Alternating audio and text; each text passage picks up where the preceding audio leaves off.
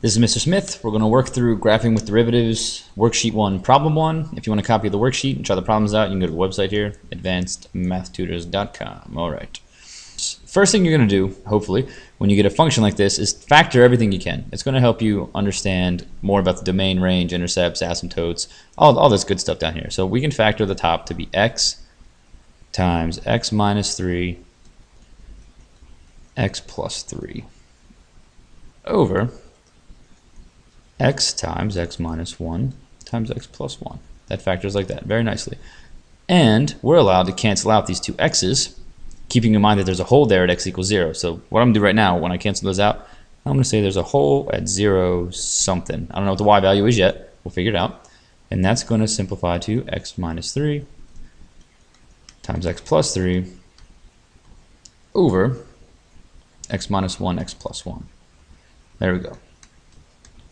With the restriction that x cannot be 0. When you plug in 0, you get negative 9 over negative 1, which is positive 9. So there's a hole at 0, 9.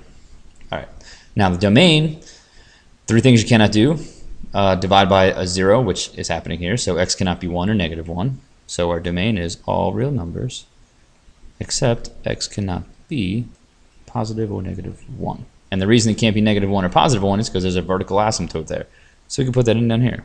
There's vertical asymptotes at x equals positive and negative 1. The range we're going to come back to. X-intercepts happen when the numerator is 0.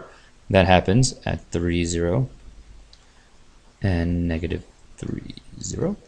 The y-intercept happens when x is 0, but we already said x can't be 0. There's a hole there, so there is no y-intercept.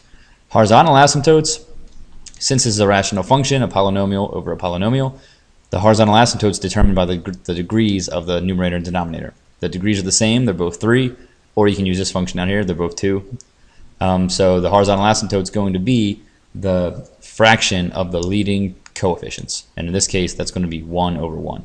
So the horizontal asymptote is 1 over 1, which is just 1. Symmetry.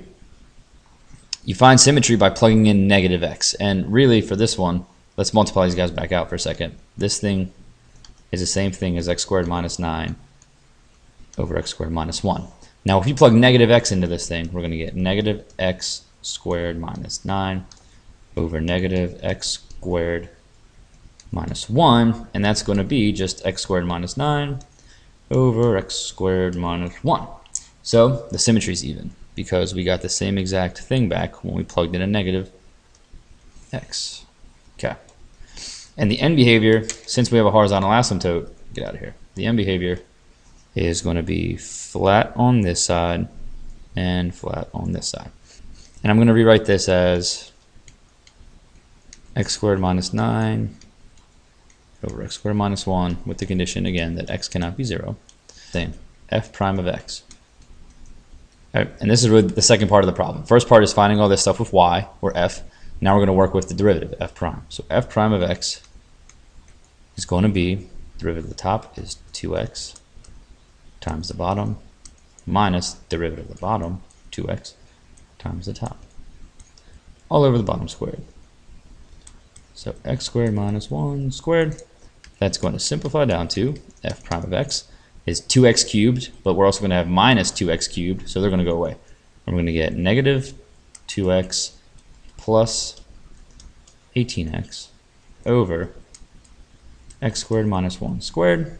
And finally, that's going to be positive 16x over x squared. There's the heat, x squared minus 1 squared. So there's our derivative.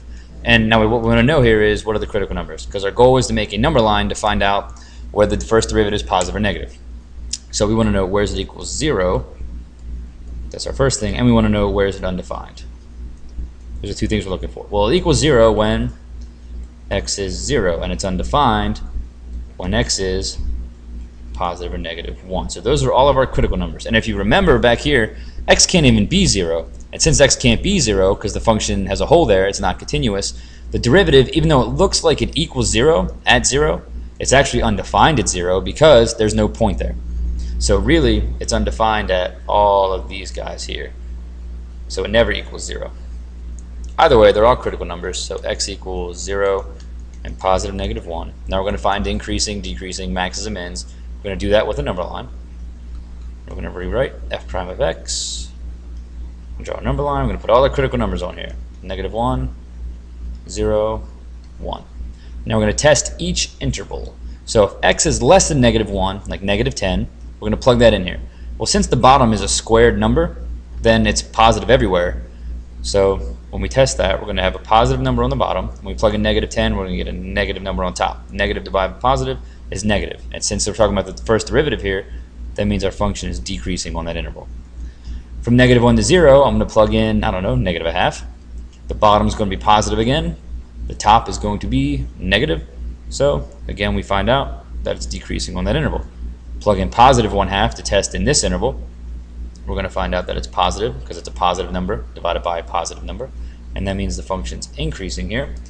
And we're going to plug in a positive number out here, like 10. And we're going to find out that the 16 times 10 is positive over 10 squared minus 1 squared, also positive. So the derivative is positive, meaning that it's increasing. And that is all we really need the derivative for. I'm not going to erase it yet because we've got to drive it for the second derivative. But now we know where it's increasing. So let's go ahead and do that. It's increasing from 0 to 1.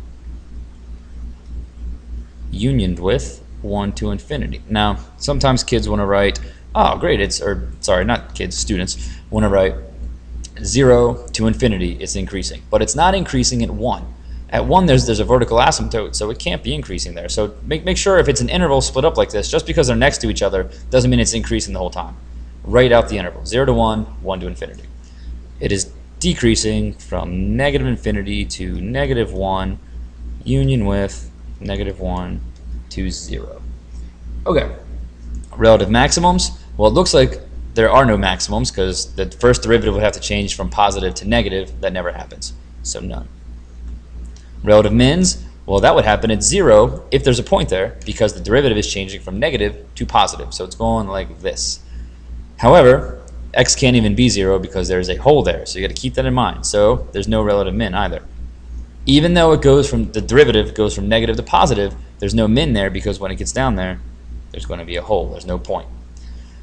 Okay, we're done with f prime. Not even too bad yet, right? And you thought calculus was going to be hard. Now we need the second derivative. F double prime of x. We're going to drive the top. That's 16 times the bottom. X squared minus 1 squared minus the top 16x times the derivative of the bottom, which is 2 x squared minus 1 to the first power times 2x. So we squeezed it in there. All of that is over the bottom squared. Well, it was x squared minus 1 squared. When you square that, you get to the fourth power. All right, now I'm done with this derivative. So we got to simplify this. And before you start thinking, oh God, I got to multiply all this crap out, take a look and you can see here that x squared minus 1 is going to pop up on this side, over here, and over here. And it's all multiplication where it pops up, so we can cancel them out. This is x squared minus 1 to the first power, so we can cancel him out. This is x squared minus 1 to the fourth power, so we can cross him out and make him a 3. And this is x squared minus 1 to the second power, so we can just make that first power. Now when we multiply it out, it's a lot easier to deal with. It's 16 times this business, which is 16x squared minus 16. Minus all this multiplied together is we have 2x and 2, which makes 4x times 16x. That is 64x squared. And all of that is still over x squared minus 1 cubed.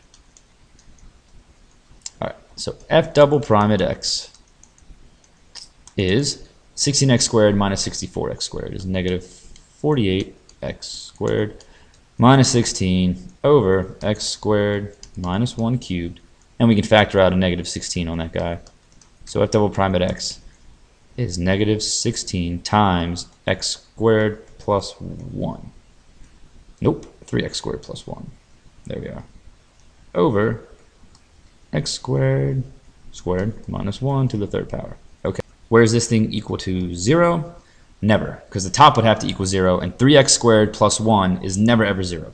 It's always positive. And it's undefined when x is positive or negative 1, and it's also undefined where the function is not continuous, which was at 0. So our special numbers here that we're going to look at are 0 -1, +1. And now we're testing f double prime of x. And all we're going to do is same thing we did with the first derivative. We're going to plug in test points and see what sign the second derivative has. But now, again, if it's negative, that's concave down. If it's positive, that's concave up. So let's plug in, I don't know, -10. Positive is a negative, and that means the function concave down there. After -1, we plug in -1/2. Hey, that's a positive. So that's concave up. When I plug in +1/2, which is a positive, so that's concave up. And when I plug in like 100 million out here somewhere, and any number bigger than 1, we're going to find out that's negative. So that means it's concave down there. We have concave up from -1 to 0, union with 0 to 1. We have concave down from -infinity to -1, union with, this is a parenthesis here, union with 1 to infinity. And points of inflection happen where the concavity changes, so we just got to go up here and see where that happens. Happens at -1, but there's no point at -1, there's a vertical asymptote there. So that's not a point of inflection. It happens at +1, but there's also a vertical asymptote there, so there are no points of inflection. The concavity changes, but not at a point, it changes at a vertical asymptote. We're going to make a gigantic number line. Oh man, he's gigantic, he's out of control. And on this magic number line, we're going to put, let's go over here, our intercepts, our x-intercepts. We're going to put the vertical asymptotes.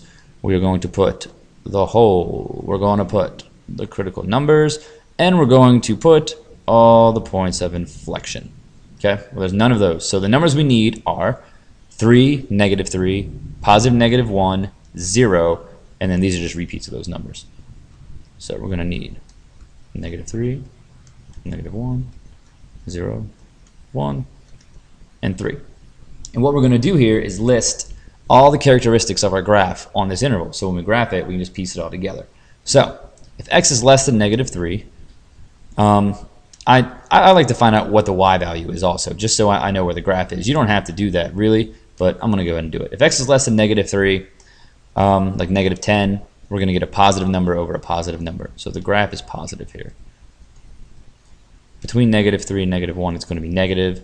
Between -1 and 0, it's going to be positive.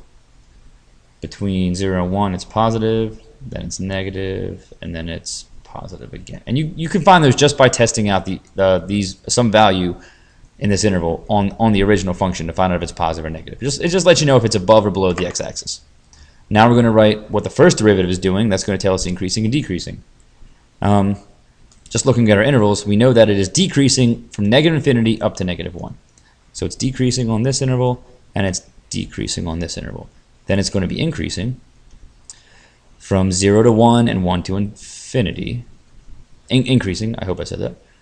Well, did I mess this up here? Oh, it's also decreasing from -1 to 0.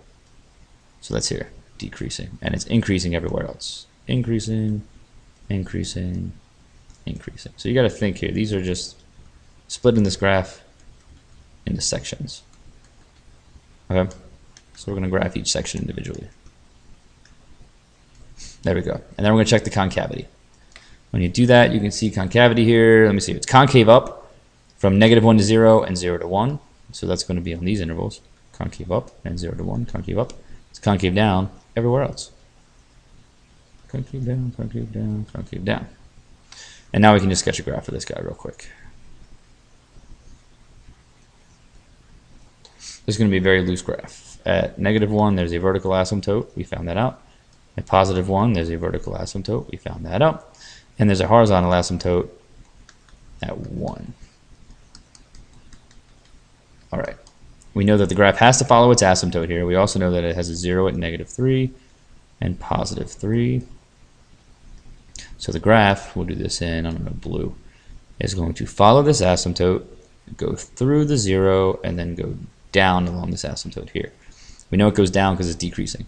Over here, it's increasing, concave down, so that's going to look like that guy. And in this interval from -1 to 1, it's positive, decreasing, concave up until it gets to the hole that's there. And then it's positive, increasing, concave up again. That's what he looks like, more or less. And this hole was at 0, 9. There you go.